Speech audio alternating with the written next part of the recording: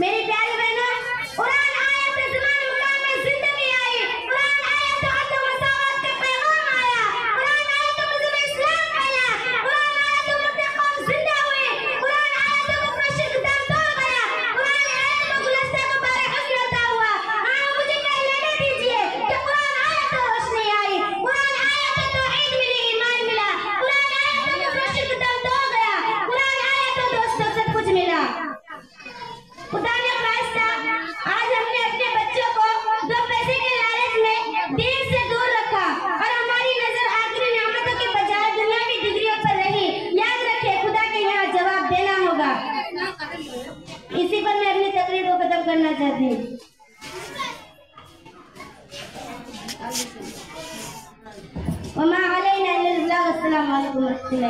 बहुत खूब, माशाअल्लाह।